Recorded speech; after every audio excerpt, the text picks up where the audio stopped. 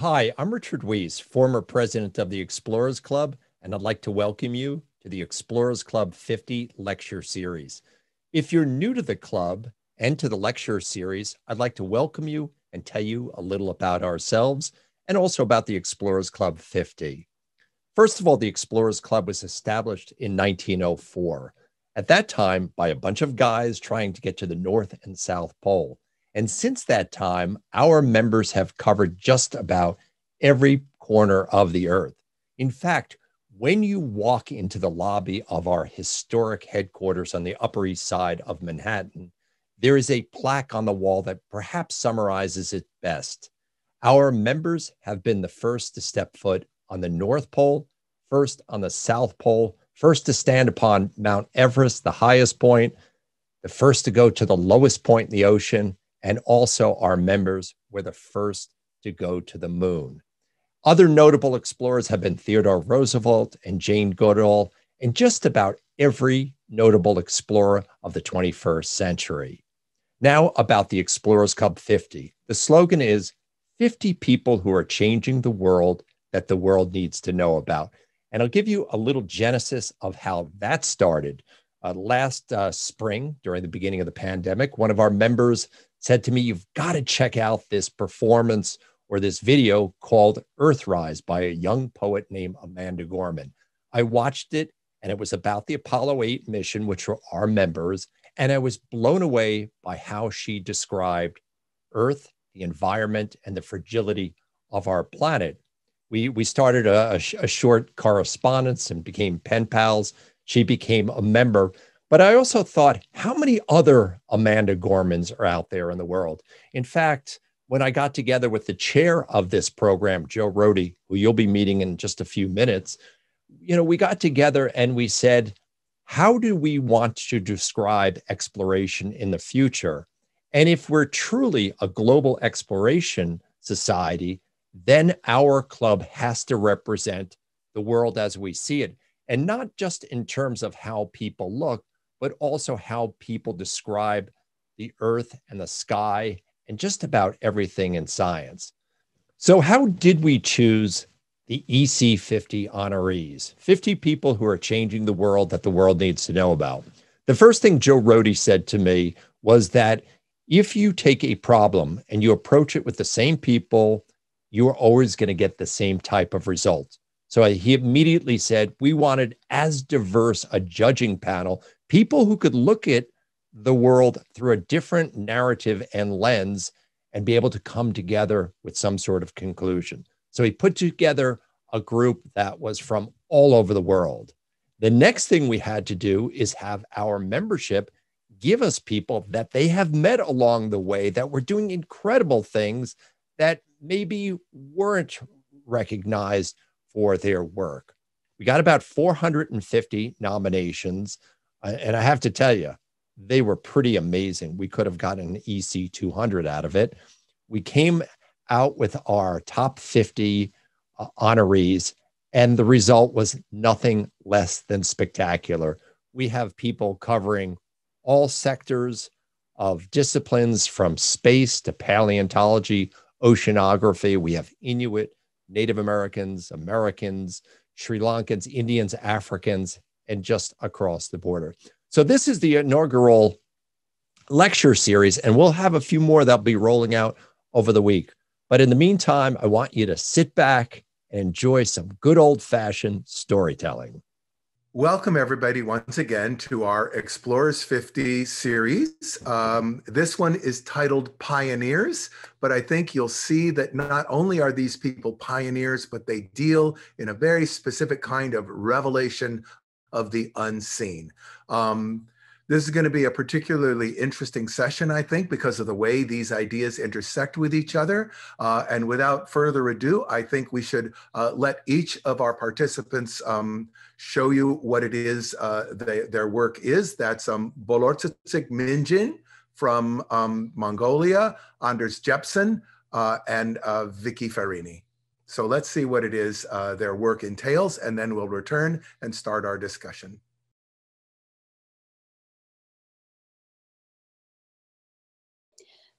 Hello, and I'm very happy to be here, and thank you very much for the Explorers Club giving me opportunity to present today. So I'm honored to be one of Explorers Club 50. So today I'm going to talk about the work I do in Mongolia. I was born and grew up in Mongolia, country that is between Russia and China. So most of my work happens here in the Gobi region, explored by American Museum of Natural History about 100 years ago, 1920s. So this expedition found Mongolia's first dinosaurs.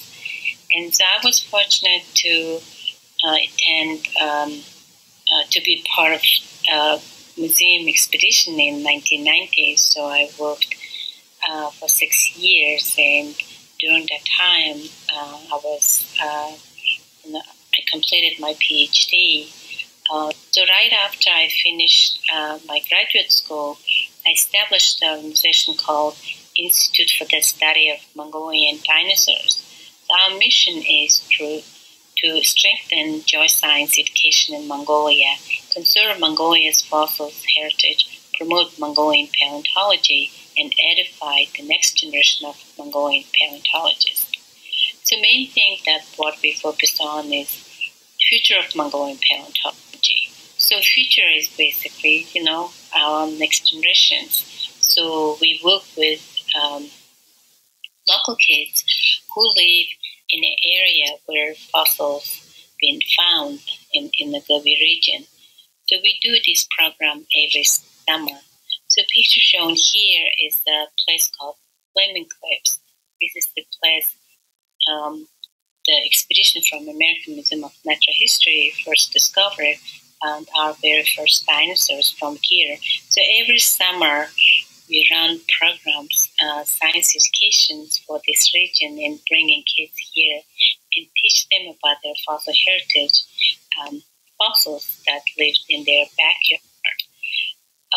So with middle and high schools, we have programs called Young Scientists. So we're hoping to, we basically, through this program, we excite the young scientists and middle and high schoolers, and, hoping we will have some next generation of Mongolian paleontologists from the Gobi. So we also work with teachers from local towns. And this program started 2019.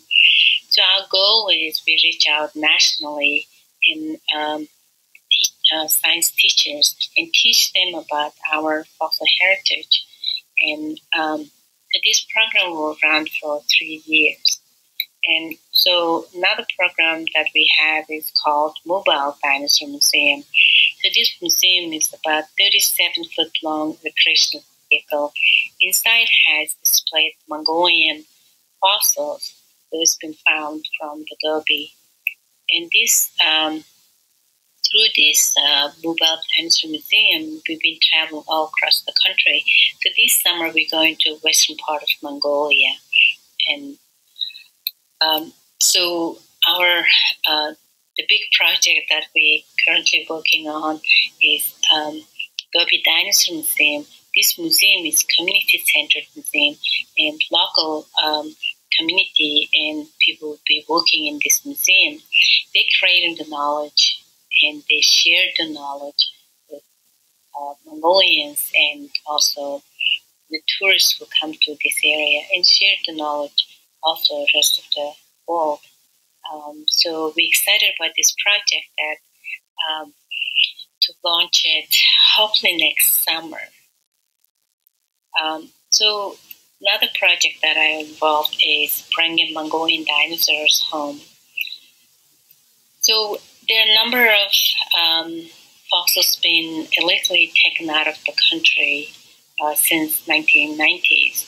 So this dinosaur repatriation project going on last 8 years, it's still going on. So you can see amounts of materials and fossils being stolen from Mongolia. On this picture started with this dinosaur called Parasaurus batar.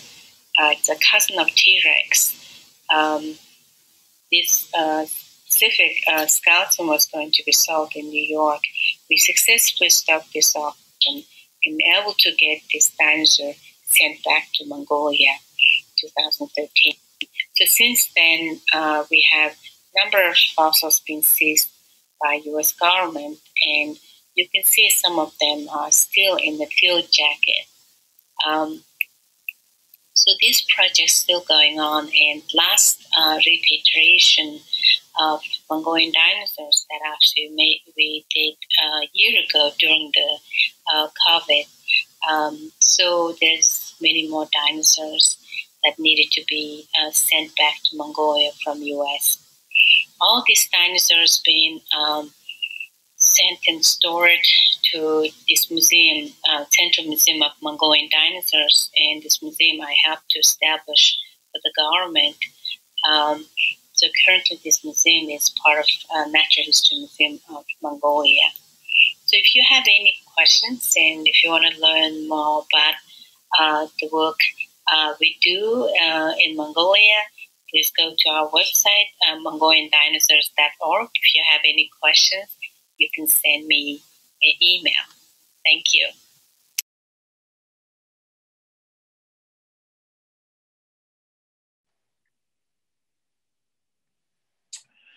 Hello, I'm Anders Jepson, an engineer with a career exploring for gold mines and other resources spanning more than 60 years.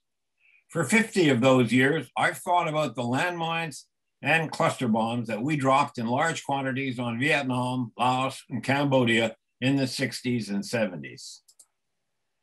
Today, there are still 32 countries struggling to get rid of landmines, with most of that work being done by NGOs as well as agencies within the countries affected. NGOs have found that small teams with simple detectors like the California Beach treasure finders are the most cost-effective way to detect and remove landmines, but it's a very slow process. This team of locals costs about $25,000 a month and clears about 1 hectare in a month. That's a bit more than an acre in a month. In addition to the loss of life and limb, landmines remove agricultural land from use for local food production. This kind of terrain is ideal for a drone mag survey to map landmines. It's an area that I think my interest and experience can be of value. A while back, I participated in a field test in Germany with a drone mag system to see how it would work over a test area provided by the local military. In the test system, there were 5 total field fluxgate magnetometers suspending in a wand below the drone. The drone was programmed with GPS to fly a regular grid pattern over the test area, surveying the magnetic field of the Earth. The survey started in the southwest corner of the area. When it was completed, it had covered more than half a hectare. And in that area, we were looking for targets that were perhaps no more than a few inches wide and 5 to 10 inches below the surface of the Earth, with a small signal of perhaps a few nanoteslas, 20 times the smaller than the clutter of other magnetic debris. While much of the day was spent setting up and running tests, the actual time taken to survey an area of about 1.5 acres compared to the, was 11 minutes. It would take about 20 minutes to cover a hectare compared to the 1-month schedule for a treasure hunter team. We processed the data from that test and presented the results to the landmine removal workshop in Basel, Switzerland. This standard industrial format can be used to locate big buried targets like unexploded bombs and other UXO. We also presented the data in linear graphical format. Unfortunately, this type of presentation is almost useless for landmine removal. It would take an experienced geophysical engineer many hours to ferret out and interpret all these responses to have useful results. Landmine projects have neither the staff nor the budgets to support such a technical procedure. There's a definite need for a team dedicated to this kind of surveyability for landmines in UXO.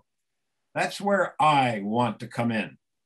For the past year, I've been working with a programmer to develop the software and procedures to present the data in a form suitable for landmine detection. The 5-detector wand provides a 2-meter wide strip of coverage with flight lines of 5 lines of data. When a single back and forth sequence is presented together as a 4-meter wide strip on a single map, 10 lines of data can be seen relative to each other across the entire area. So what does all this mean?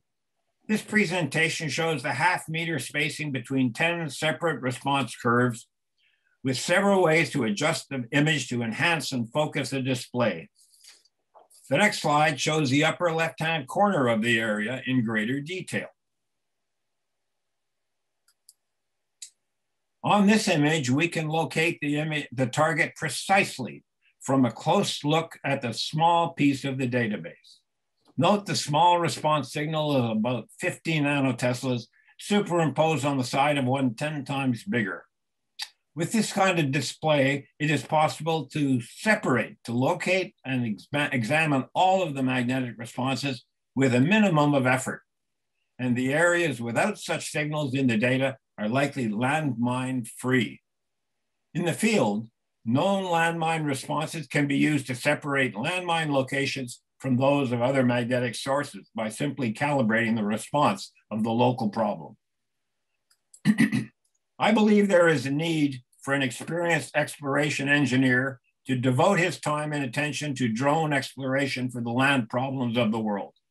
This capability should be available for a cost that can be sustained by those NGOs working in the field. I have created Exploration for Humanity, a nonprofit organization, to get the funding to provide that capability at little or no cost to the deminers. Not every country or environment is suitable for drone exploration, but farmable land that can't be worked because they have landmines are ideal for this technology. I am planning to visit countries with landmine and cluster bomb problems where drone geophysics can be of value, beginning with Cambodia. Furthermore, I plan to acquire a drone magnetic system, such as the one demonstrated this year, to hire and train a team to operate it, and to apply for the cluster bombs, looking for cluster bombs that are Cambodia's major problem. And an extension of this work will include other sensors to detect non-magnetic landmines. Funding for all of this is being sought. Thank you for your attention.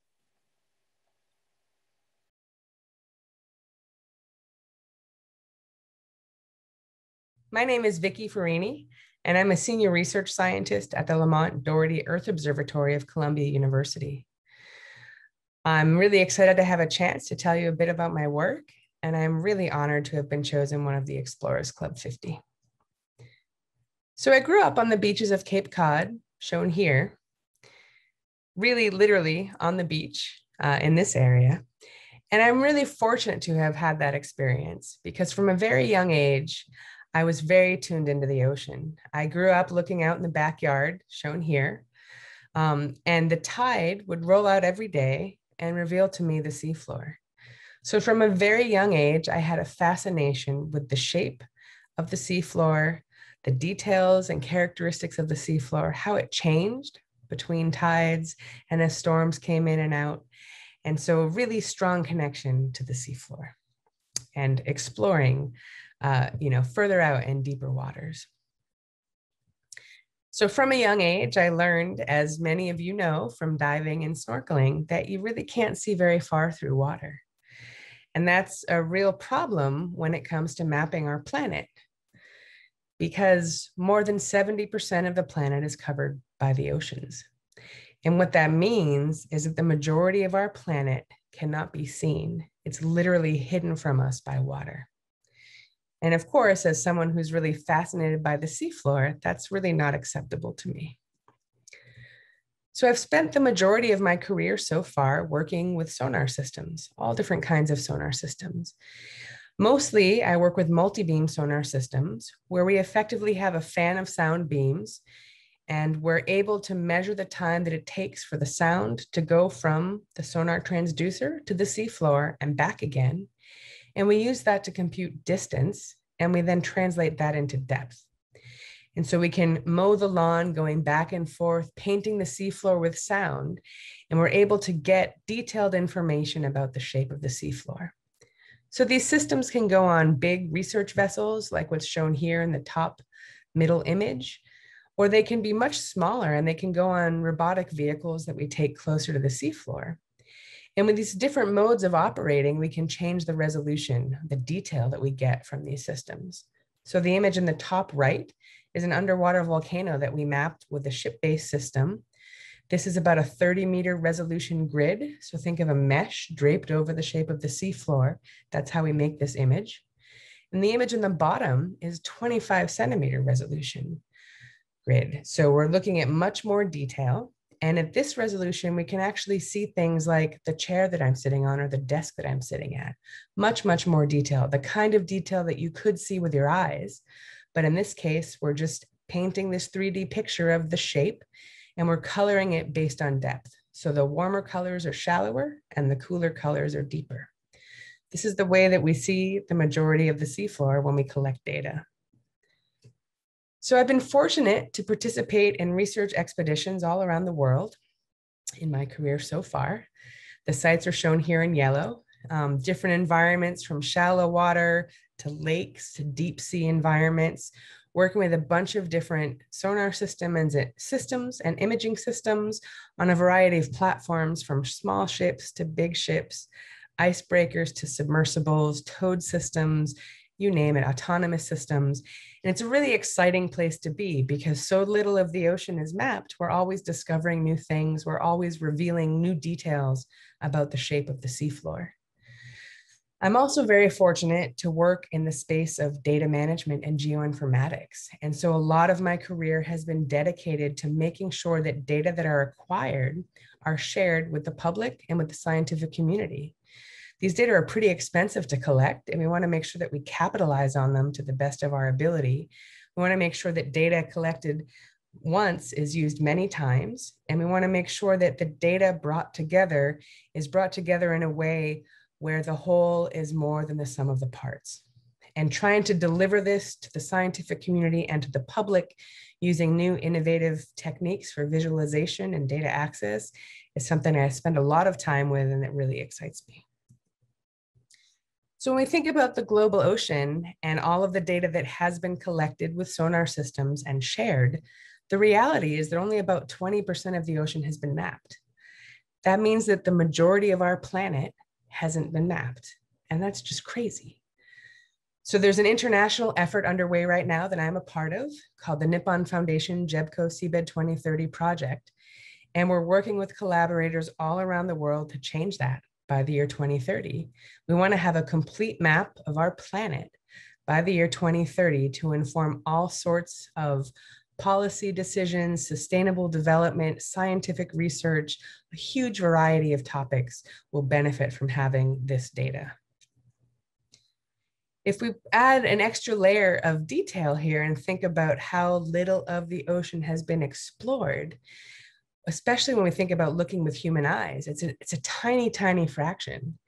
And so there's so much to discover as we explore, as we map. It's a really, really exciting place to be. So for me, ocean exploration is a combination really of going to sea, collecting new data, visiting new places, documenting what's there, discovering new things, but also working in this sea of data, bringing all these pieces together and sharing them with the world and the scientific community so that we can advance our knowledge and discover new things about the ocean and the planet. And again, really working to deliver this to the public so that the public can participate in exploration of the oceans. So when we think about mapping the ocean and bringing all these different data sets together and trying to complete the map, it really is very much like a puzzle. And this is a physical puzzle that I made and went through the process of solving. And it's a really analogous kind of challenge. We're really working in some ways with a much more complex puzzle because the pieces don't all fit together, but it's a really exciting field of research and of work as we bring people together to do this. I'm very inspired by Marie Tharp, who worked at my institution at Lamont Doherty Earth Observatory. She was an ocean mapping pioneer who created some of the first maps of the ocean floor. And I love that she had this analogy of a jigsaw puzzle as well, really piecing all of this information together to reveal the world's vast hidden seafloor. So with that, I'll end with just the idea that this is really just the beginning. This map here shows the extent of how little of the ocean is mapped. All the black areas here are where we don't yet have data. And as we map and explore the rest of the ocean and of the planet, it's really exciting to think about what we're going to discover. And with that, I'll thank you for your time. Well, welcome everybody. It's really, really exciting to have you guys here. And I'm personally really excited because these are places and themes and ideas that I personally really resonate with. And I know the session is sort of named Pioneers, but there's also this interesting unifying idea behind your work of revelation, undiscovered things, unseen things, things we did not know were there that are revealed through the work that you do. And it's just a fascinating thing that ties together three very, very distinct careers in very, very different areas of practice, but part of the job of exploration. This word explore, I revisit this each time we have one of these sessions. It comes from Latin. And the implication of this word is interesting because back in the day, in the days of the Romans, the guy who was the explorer was like a scout who went out ahead and sussed out what was out there. But that's only one half. That's the X part, to go out. The plore part is to speak out, to reveal, to say what is there. So this guy used to shout back, hey, there's a river over here. Look out, don't go that way, it's dangerous. And that revelation of information, the revealing of that which is hidden, that's half of the job of exploration, just to be true to the nature of the word in Latin, as I, an old altar boy, can tell you. So let's start with, we're just going to kind of go around in a circle, and I kind of want to talk about this thing of discovery and finding and seeing, because very different implications with what is being seen. And I'm going to start, I'll start with you, Bolor Saint-Manu, and talking about fossils and Mongolia. I've been to Mongolia. It's a very, very challenging environment to travel and work in, you know, sometimes having to just carry your own water to be in places. What do you see as the value in Mongolia of the fossils that you are now finding, revealing, and exposing to the people of Mongolia? Well, Saint-Manu, Joe, and very happy to be here and happy to hear you've been in Mongolia many times. So yeah, no, I think, you know, when it comes down to talk about fossils, yeah, there is a value. We're not talking about money value. And it has a value that, you know, we learn through fossils, the whole Earth history, beginning of the life. And so Mongolia happened to have, especially for dinosaurs, we have a, you know, relatively rich and very nice and important fossil dinosaur discoveries been made last 100 years. And so probably some of people know Roy Chapman Andrews. You know, I think he was quite, you know, interesting and controversial explorer who actually been sent from American Museum of Natural History. Of course, following his footsteps, and there were a number of scientists been in Mongolia, and myself, you know, of course, I'm from there and doing exploration and making discoveries. Yeah, so I think, you know, especially for me, that last 8 years, I've been dealing with fossils being stolen and illegally taken out of the country. And this is the moment that we talk about, you know, how valuable is the fossil, right? I mean, in the sense of people who taking these fossils, selling for money, you know, they see their value differently than what we would see. But overall, for public, they should see that is, you know, it's a part of life, and it's also creates the knowledge and learning about our environment and sharing with the people. You know, that is really important. So that's what we value. And so I think that's, you know, really important that we need to keep doing what we're doing and making our discoveries and creating new knowledge. So finding more fossils from Mongolia. So. You know, you mentioned Roy Chapman Andrews, and of course, you know, as a boy, you would read Roy Chapman Andrews, you know, stories of his explorations.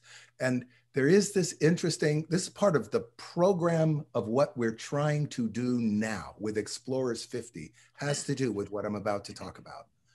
Roy Chapman Andrews is combining two ideas in his writing. One is the discovery of these fossils, and the other is this adventure to this exotic, faraway place, my famous adventure in a faraway place. Then the fossils, when they come back, they have two stories. One is a scientific story of the knowledge revealed by the fossil, but the other is this other romantic story about some exotic place I went to get that fossil.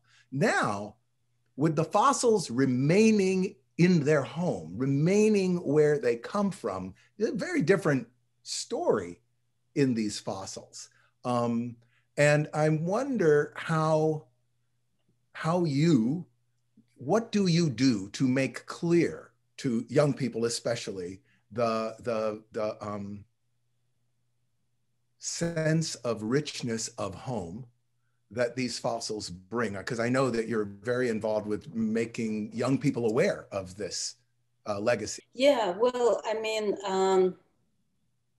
well, we need to think of it like, you know, anything and fossils, even, you know, anything finding all around the world, it's important to share the knowledge. You know, it's shared. Knowledge is shared. But in terms of fossils, physically, it's laying where it's in Mongolia. So it means that we Mongolians have responsibilities to take care of that fossils, right? And also at the same time share the knowledge. And so we protecting, preserving for next generation. And that is what we should be doing, right? So, so my work is basically focusing on that. And, you know, I do say, you know, fossils needs to stay in the home country, right? That's really important. So the reason what I say about why I say this is last 100 years, Mongolian fossils been taken out of country in the purpose of to study for research and went to different institutions around the world. But unfortunately, kids who live right next to the Fleming Cliffs, that is the site, the very first Mongolian dinosaurs been found, Velociraptor was found there. And so Andrews's expedition, the American Museum of Natural History expedition discovered this new exciting place. Unfortunately, kids who live right next to it had not aware of this discovery, not learned about this discovery. You know, I think that's not right. It's really important that, you know, like I said, knowledge needs to be shared. And so including the community. So I think, you know, going back to what I said in the beginning is, you know, we have responsibility to protect, preserve these fossils for the rest of the world and share the knowledge. And how we do that and having these fossils where it came from, right? We welcome all international scientists come to study alongside with this, you know, local community and local scientists. You know, that is important. So what's happening right now is because fossils are all different institutions around the country, even we, the local people and we as a scientist, we have to travel all these, you know, countries to study, you know, and train our next generation of scientists. And we don't always have the money to do that. So I think it would be nice that we have that in the place where it come from. I think it would be nice scientists, international scientists come to Mongolia, learn about Mongolian culture, see where is it come out. You know, fossils not just is the object, it has a whole history in story, where it come from, what environment it lived. So it's really good to have all these packaged knowledge. You can get it on site, you know. So I think it's really important to have, you know, fossils to stay in the country. Of course, you know, some cases fossils travel, you know, around the world for loan to study. And, you know, this is very, you know, usual practice for science. So that's what I mean, you know, why fossils should stay in the home country. Yeah, we don't often think about knowledge itself as a colonially extracted commodity, but that's kind of what that is. So speaking of responsibility and discovery, I want to go to Anders for a moment, because obviously everything that you're doing is precisely around the responsibility of the discovery of landmines, bombs, unexploded ordnance. And there's another interesting cycle in this of, you know, these remains of conflict are very often scattered through territory of people who have no vested interest in the conflict. They just happen to live where the conflict happened. And I'm curious about the human side of what it is that you do. I probably technically want to hear you explain, just for the benefit of the conversation, how it works. And then a little bit about the whole responsibility thing. I mean, mines and bombs come from somewhere, and they very, very often do not come from the country where they're being used and dispersed. And does anything that you do have a trace back, ultimate producer responsibility? You're asking me if the producer has a responsibility. Yes. As I say in my video, I happened to be a graduate student in Berkeley in the 60s, at a time when a lot of exciting things were happening. And I was very aware of the responsibility of the United States in using anti-personnel bombs, which they denied using until I, as a Canadian, I'm proud to say, a Canadian newspaper went and brought back the evidence that said they were using it, as a result of which the military said, well, yes, actually we are, but only on military targets. In Vietnam, every little village was a military target. So it's one of the tragedies that I personally have felt I've had a piece of for the last 50 years. And that's what's motivating me to be personally involved in what I'm doing now. So technology moves so quickly that it's entirely possible that the technology you are currently using at this moment is more sophisticated than the last thing I read about how you are doing this. Can you just update me on where you are today with how drone and I don't think it's LiDAR, it must be other magnetometer stuff is working today in the field? First of all, you have to remember that not every target is magnetic. And so one has to think about how appropriate that survey is for the target, for the country, for the area. And drones don't work. Drones looking for landmines don't work everywhere, because it has to be pretty close to the ground in order to see a tiny object and not miss it.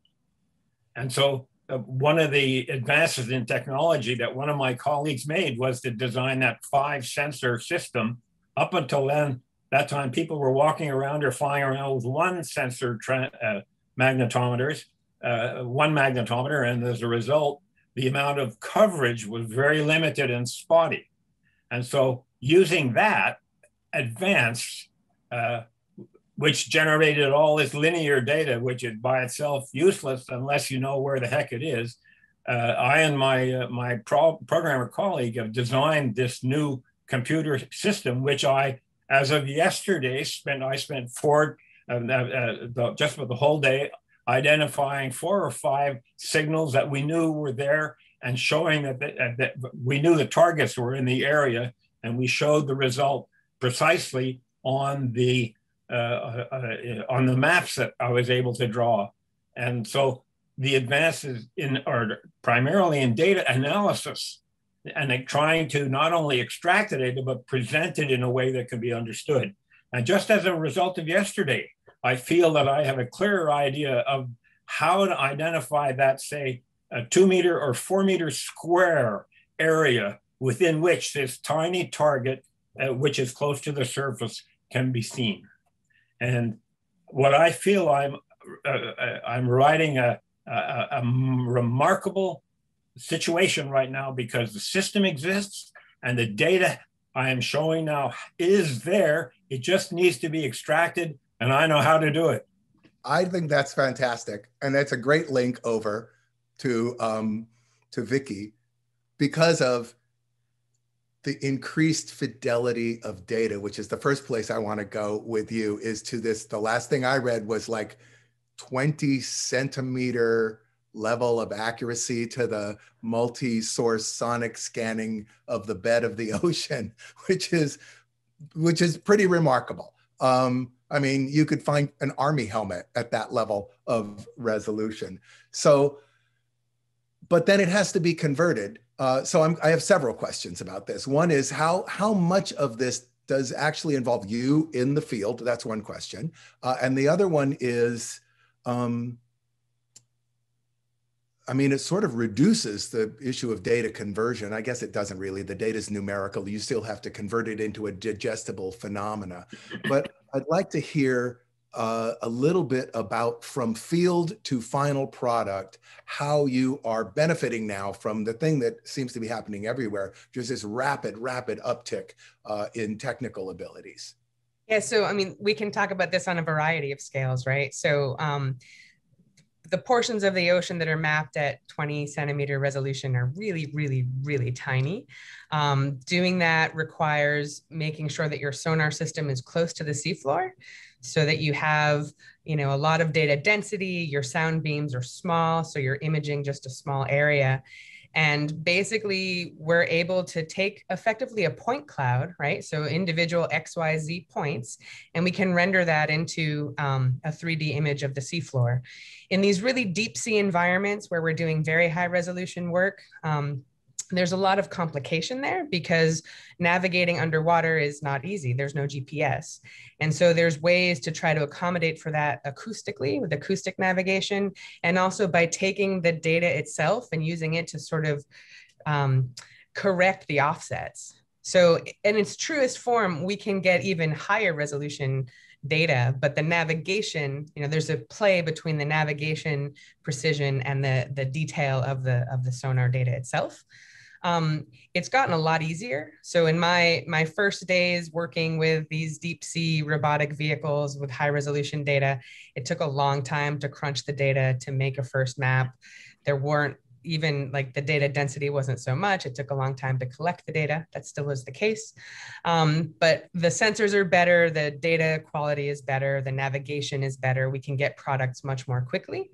It's still, you know, having people at sea and having robots or ships going out to collect data is time intensive, and it costs a lot of money. And that's why there's a lot of momentum toward autonomous vehicles. So really taking the people out, taking that cost of people out of it. And really, you know, being able to work with the digital data to render these maps is kind of where the magic happens. And one of the things that I'm really, like, obsessed with almost is I want to know what it feels like to stand on the seafloor and look at it with my own eyes, like as though the water's not there. And I'm not quite there yet. There's ways with visualization and you know, photo mosaics that become three-dimensional, et cetera. But still, the true sense of scale and that personal perspective is very hard to grasp. But I think we'll get there relatively. So interestingly, mapping the seafloor, as you say, labor intensive and somewhat cost intensive, must have rollback value to, frankly, businesses, right? Is this one of those realms of exploration where there's this sort of opportunity, danger, friction between, oh, mining company, I'll pay you all kinds of money to map the seafloor so I can go look for rare metals at the bottom of the Marianas Trench, compared to science, knowledge, and the fact that the last thing we really need right now is more, resource consumptive behavior. Do you find yourself in that place in the quest for funding versus the value of this? I think, to me, I mean, I understand the tension, I understand the concerns, and I share the concerns, but it's not new that there's been this sort of two sides to this coin. The history of oceanography and ocean exploration has often been coupled with some less conservation focused sort of motivations. But ultimately, by mapping the entire ocean, if we're able to do this and actually map for the first time the whole planet, that data is a baseline of information that can benefit a whole variety of different stakeholders. It's not just mineral exploration and extraction. Hopefully that will help, the map will help manage that and help to provide information to do that better. But there's, our phones are connected. We talk to each other through cables on the bottom of the seafloor every day. It doesn't go through the sky, it goes through the seafloor, where the majority of people in the world are dependent on the oceans for food, right? There are many ways that the ocean connects to all of us. And without having a map, even just a first order map at 100-meter resolution, which is the size of a football field, you're not going to see much, the detail of this room, but you're going to see big things. We don't have that. And so once we can have that baseline, it lays sort of what you were saying, right? You go and you find the information, you send it back, communicate about it, and then a whole bunch of other things can come after that. I was actually really surprised at how little, I would say, actual surveyed information there was and how much is inferred, and the consistency of those inferences across time, which is kind of a remarkable tribute to the human imagination. But at the same time, I had a question, and it was like a little piece of Velcro in my brain when you mentioned that in order to get high accuracy data, you have to be close to the seafloor, but you don't know the shape of the seafloor. Indeed. So how are you navigating to not bump into things all the time in order to get the data? And there was actually a very real world example of this when the tragedy of the MH370 Malaysian Airlines plane, when that plane was lost, it was a part of the ocean that had been very poorly mapped. There's very little data there. And so before they could deploy the high resolution mapping systems, they had to do ship-based mapping to get that first order map to understand where the seafloor was so that instruments wouldn't hit it, right? So this is a great example of why it's important to have that baseline map, because then we can go back with higher detail instrumentation, with cameras, with submarines, and actually get much more detailed information at the kind of scale that we can have with our eyes, right? I'm going to circle back around to you, Bolor. You mentioned Mongolia. I mean, I think we understand it's a difficult country to work in once you get away from, the roads exist, or not roads, pathways where people travel exist because you can stay alive if you stay in these places. Then there's all this other stuff out there. It's very difficult to stay alive. Water, heat, unpredictable weather conditions, just like, 35 miles in that direction. Is technology playing a greater role in research in Mongolia, or are you really still working driving places? And I know the nature of Mongolian fossils is so peculiar because so many of them are oddly extant. Whatever the deposition was, allowing, especially dinosaur fossils, it's odd that you find them the way you find them. But I'm just curious if drone technology, remote sensing technology is playing a role, or is it really still an issue of sort of physical ground truthing as you go out into the land? Well, I think, there's some things limited to technology. And, we still need to use the traditional way, how we do approach exploration, especially going to remote areas.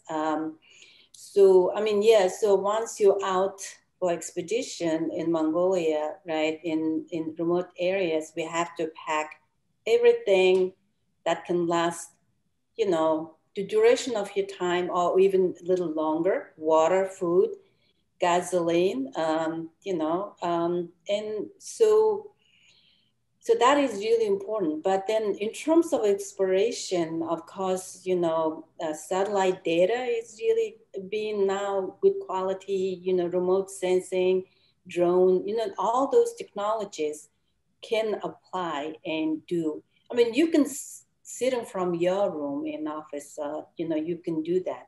Google Map and all. If you have enough data virtually, if you can get what's been collected, you can infer from that, oh, hey, this is the area being explored. Look, this is Cretaceous rock about 90 million years old. And hey, this rock actually looks similar in the area a little bit southwest of it.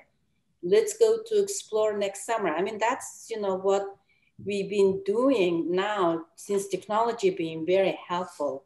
And so I think, I'm sure, you know, the quality is the key thing. You know, some senses you cannot get enough data what you want. So for paleontology, yes, there's some number of expeditions been working in Mongolia. They're applying, you know, different approaches to look for new places to find. Even you still go back to a place you've been explored by Rochepman Andrews. You know, what's happening is, you know, for 100 years, erosion, you know, happens in a certain rate. You know, like 100 years ago, they found so many fossils because no one been exploring and looking into the area. So you find a bunch of dinosaur skeletons and stuff. But now, since then, there's a number of expeditions been out and exploring new sites. But then sometimes old places been forgotten that still needed more exploration. And because erosion is happening. So I like that kind of way to approach that, going back to find, you never know. We are only finding small portion of species that have been lived in certain time period. There's many more that we don't know of. So I think it's good to go back to what we've been exploring in previous places and locations. So technology, of course, is, you know. Yeah, I have a friend who runs a lodge not far from the Flaming Cliffs. And he took me out, this is some years ago, maybe a decade, not quite. And had just been out there the year before filming some documentary on Roy Chapman Andrews, and was able to set up shots that matched exactly the photographs from the Andrews expedition.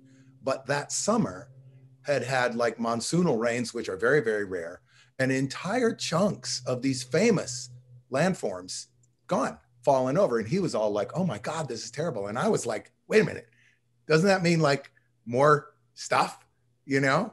So I could totally imagine going back to a place like the Flaming Cliffs, which you think would be, you know, harvested out. And yet, no, there's more stuff inside.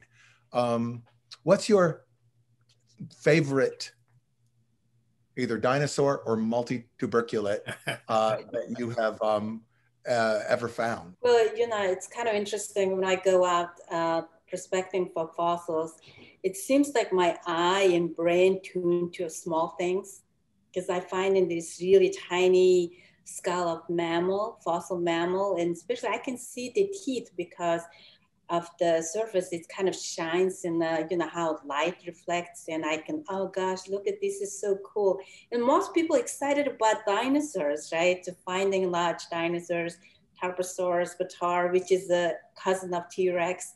And so for me, actually, you know, when I prospect, and I usually find mostly tiny those mammals, a lot more than dinosaurs. So of course, you know, in terms of favorite dinosaur for me is Velociraptor. You know, I really like that dinosaur. So and for my research, yeah, I focused on multi-tuberculate. This is the mammal, extinct mammal that has many tubercles on the tooth and has a combination of features that you probably see living marsupials and monotremes. And it's kind of very interesting mammal, but if you just look at it, you would say, oh, that looks like some kind of squirrel, or, you know, because it has a very enlarged front teeth. So yeah, so I think for me, finding small things are much more challenging and fun and exciting. So I just find many different, the years when I was in the expedition with the MNH, American Museum of Natural History, I always finding this cute mammal skull, bringing my back, and so excited. Yeah. So one of the things we try to do is have each person describe, we used to start by saying, describe a typical day, but sometimes a typical day is not really the point. So now I say, like, I want you to describe a great day. What is a great day like? And I'll start with Vicki. So like, just what is a great day? Archetypally great. So one of the greatest days that I've had mapping the ocean was in the South Pacific. We had a chance to map a new island that had formed via a volcanic eruption. So we had some free time. We were on the ship. We couldn't do what we had intended to do. And so we went, and there was this spectacular landscape that was, visited by very few people because of how remote it was. And we were able to run the ship around the base outside of the volcano and work our way in and actually poke our way into the caldera and map this just amazing landscape. And so the lead technician on board, who's also very into mapping, and I think it was probably our best day ever doing this, because it was truly unmapped, brand new land on the planet, and we were able to document it in spectacular. And Anders, a great day that helps me understand the everything of everything. Well, actually, to begin with, I told you yesterday was a great day because I've taken all the technology that we worked on to develop for the last year and home it right in on specific targets. And I knew where there were targets. This was a calibration survey over a big area, and I knew where the target was. And I was able to go directly to those places and say, that's the signal of that particular target. And as a result of that, it's quite clear to me that I have a mechanism, because that survey we did covered all kinds of targets, from 500-pound bombs down to little pieces, 2 centimeters big, buried 30 centimeters from the surface, or even 10 centimeters. I'm able to pick them out of the data. But the best day will be when we have done a survey in a country and we have calibrated what the target looks like. And the computer says, well, there's one here, and there's one that's there, and there's one over here. And that's exactly the level we are at now.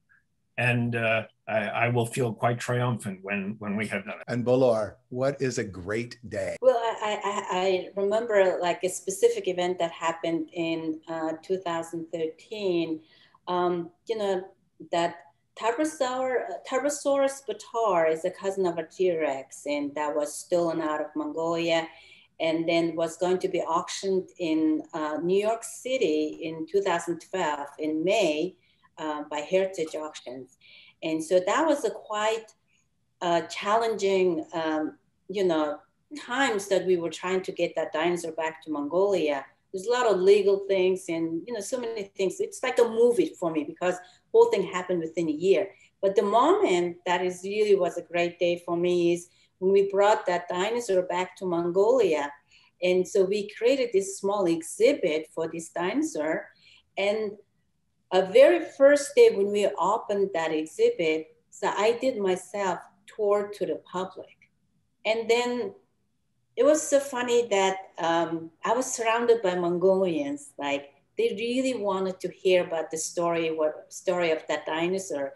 And everybody asking questions like, okay, is this male or female? All kinds of these curious questions. I never been asked my community of my people. And so I just like, oh gosh, this is the moment that really things change, and that our people really see the heritage value, what is important is. And these people were like coming all directions, almost going to crush me. Behind me was the dinosaur skeleton at Tarbosaurus batar. For me, that was a great day. That was just, I felt like, so like, yes, knowledge is really important, and this heritage is really important. and we should be, somewhat sense owner of this, right? So, and I think that day was really great day for me that I always remember that moment. It was really. Yeah, I think I grew up in the Hawaiian Islands, and I grew up during a period of time when Hawaiian culture was probably at its nadir, people discouraged to speak the language, not a lot going on. And when the canoe, the hokulea, was created, this is an object, right? A cultural object. It used to exist. There used to be these big canoes. They're gone.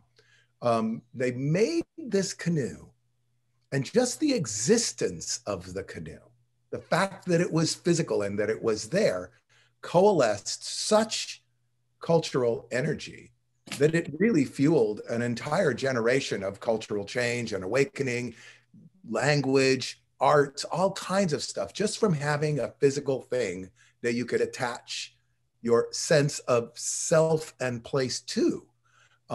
So I totally could understand that notion of having these fossils present in your country, from your country, doesn't only create, it's not like it sticks to fossils, right? It creates energy that can turn into many, many things. It's very similar, Vicky, with you. It's like the revelation of this knowledge doesn't stay in its domain. It has weird repercussions beyond the domain. It's part of what we're actually, part of our little project here, is to get these filters to move across domains and to have repercussions and impact that you wouldn't necessarily expect at the beginning. Which leads me to hopes and expectations. So we're doing this rather deliberately, trying to expand the club, expand the meaning of the club, expand the nature of who might be in the club. So I wanted to go to each of you and just sort of ask you, as members of the Explorers Club now, what your hope/expectation is for the dynamic created by your participation. And I'll start with you, Anders. The short-term vision, I guess I have three phases of levels of vision. The short-term vision is to carry out my plan to go to Cambodia. And I have connections with the people in Cambodia and also with the government working on them. I met them in Basel. And so it's not a cold call. Go there and check out the areas to see where a system would be most effective, because it'll be the first one. Why Cambodia? Because I feel a personal obligation towards Cambodia on behalf of the US. Within the cluster bombs that they are still wrestling with were ones we dumped on them. And so going over there and getting my team familiar with the project is sort of phase one. Come back and plan for phase two, which is to acquire a system or access to it. I have access to it now. It costs money.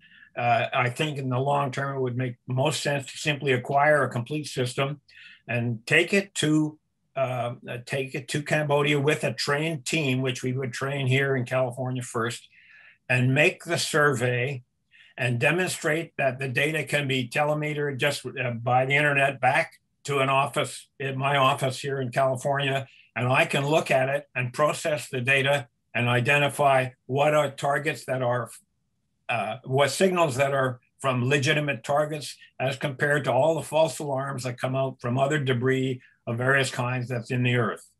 And so that's phase number two, is to carry that out and demonstrate that what I think we can do, we can do. And then the third phase is to establish a teaching capability. First of all, we have to train the local representative, because we're not going to be there all the time. As it is, the reason why there's even an opening is that the people who are doing the landmine removal found geophysics outrageously expensive compared to what the local people made and the budgets that they have. And so the third phase includes training a local person to be the one who learns how to do this stuff and can do it wherever it can be done, and learns to work with us here to interpret the data. and go forward. And then also to hire a young geophysicist. It probably should be one because we're talking about looking at data that's pretty complicated, to start building an institute of geophysics for landmines and UXO, because nowhere is there such a singular focus. And why not? Because there's no money in it. The miners don't have any budgets for this kind of stuff. They've demonstrated that the most effective thing they can do is give a team such as I talked about, the money and the treasure hunter equipment that we use in California to find lost wedding rings, and go over every inch of the ground, and to replace that with something that does the same job but 100 or 1,000 times faster is my ultimate objective. Establishing an institute that will focus guys like me who come along after me to stay fixed on the target, solving these landmine and UXO problems. And Vicki, sort of expectations, hopes, where do you go? How does the Explorers Club fit into this diagram? What are your hopes, ambitions, dreams for this program? So I think, we're at a really pivotal time for the planet, given the climate crisis and other things that are happening in the natural world. And I think, the UN recognizes that with the UN Decade of Ocean Science for Sustainable Development. The importance of the ocean really needs to be emphasized. And so I'm really excited to be able to share my love of the ocean and the things that are there to be explored and things that are unseen, but also to help get more people to understand how important it is for us to do the hard work that has to be done in the ocean. The reason the ocean isn't mapped isn't because we don't have the technology. It's because we as a world haven't had the fiscal will. We spend lots of money to go to space, but we haven't mapped and explored our own planet. And that's just crazy. And so many things can build upon that. And so hopefully by this really exciting engagement with the Explorers Club, it can help me amplify some of the importance and help to shift the culture and awareness a bit so that there's a broader connection across society with the ocean and its importance for sustaining life on the planet. And Bolor? Yeah, well, I think, like beginning of our conversation talking about, fossils staying home. And, this is not just Mongolia case, and there are countries, has heritage been left the home. And, when I say, when heritage left the home means knowledge also left with it.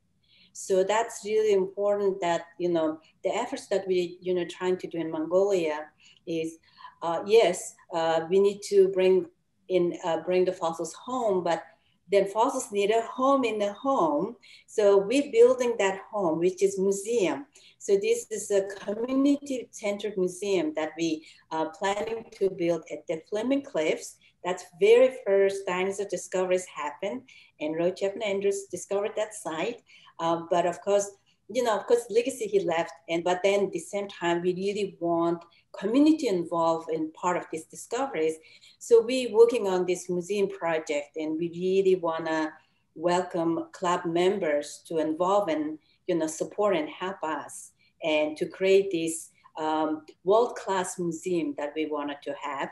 And so this is not just a museum. We will be doing research and educational science outreach in the community for whole country and also for rest of the world. So this work is even sounds small project in small town, but this is a world in terms of our function and activities will be on a world level. We want to share all that knowledge.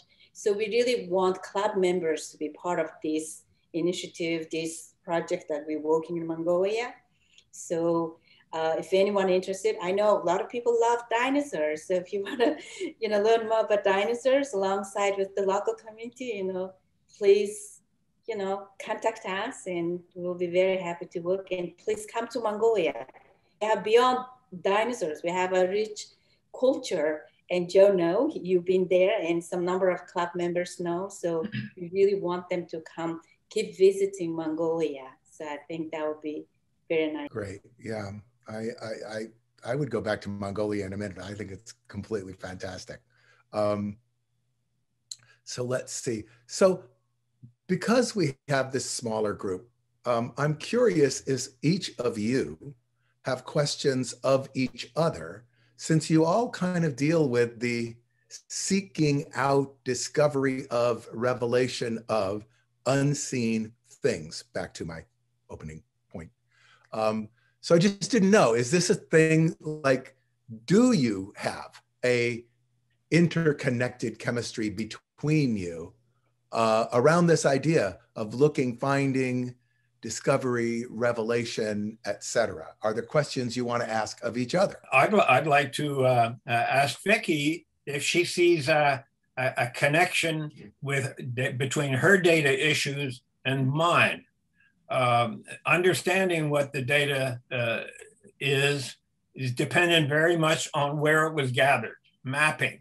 And so whatever tools of mapping that are available, depending on the objective, are either adequate or not. And as I said, the last year I have spent with a programmer pretty much full-time developing a program that we can use as a tool to connect the data with our brains and our skills and our experiences. And so I would imagine that after this conversation is over, Vicki and I will be talking a little bit about what she's doing and how she's doing it compared to what I'm doing. I'm not sure I see a relationship between my technology and what Böhler is doing, because her targets are not necessarily responsive to anything technological, but the geology is.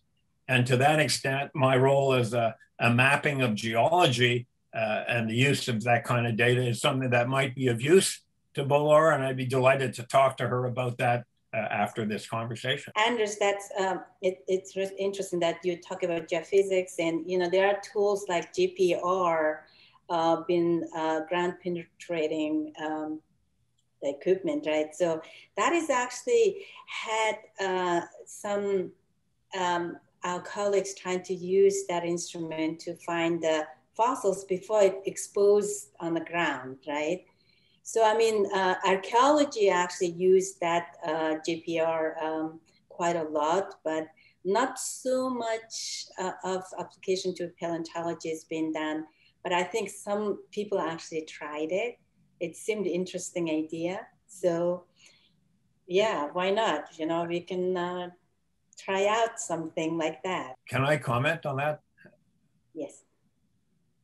A few years ago, the Northern California chapter under Alan Nichols' leadership went to Mongolia and carried out a survey. They're looking, their target is to find Aga Khan's birthplace, burial place. And they took a magnetometer along and did a magnetic survey. In the drone world, there is the evolution of GPR as well as electromagnetics to bring that capability together. And that's partly of my vision, to expand the use of those technologies. And it seems to me that when that marriage between drone technology and GPR is completed, that certainly I would be delighted to say to you, look here, take a look at this. Maybe this is something you can use. Anders, actually, we had Mongolia, and the eastern part of Mongolia, we had there's the places that happened World War II when Japan attacked Mongolia. And there are, battlefield, the eastern part of Mongolia. Also, we used to have a Soviet military bases in Mongolia. And sometimes, occasionally, people do find the military things in mind. So I can add a couple comments if I have a second.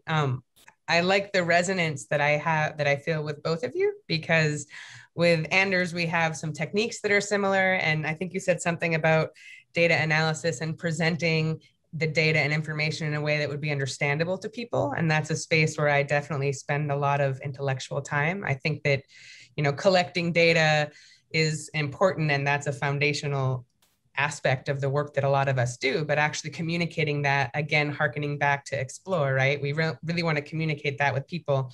And as we have more and more digital data from these sensors, being able to present it in a way that's understandable to a broad audience is an exciting challenge. And I think, Bolor, the idea of Earth history, revealing Earth history through the fossil record that you do, and in my world, through the shape of the seafloor and what we can infer about how the planet has evolved. There's some exciting synergies there. So I think this has been a really great combination of perspectives. Well, I want to just take a second as we wrap up and express my gratitude to not just to you as individuals for all of what you do, but really for what it does for the club. It's such a, I mean, I think it was you, Vic, you mentioned we're living in this time of extraordinary, rapid, and not entirely controllable change. And so the value, just the value of connection, the value of a certain amount of disruption, the value of intersection is very, very high because it keeps converting what we are. And as long as we can sort of adapt and change and readapt and change and readjust and reassess, and this kind of conversation helps with that kind of stuff, I think it's a huge, huge asset and benefit to the club to have brought yourselves in and the entire Explorers 50 program. So I just want to take a second and thank you all for what you have brought. So thank you very much. Thank you very much. Thank you. Thank you. Thank you for having us. Yes. Having me too. Yes, thank you. Well, that was super, super interesting. And I want to thank all of our participants once again. And we'll see you the next time we all gather for another Explorers 50 in this incredible series with these incredible people who are bringing so much to the club and to the world.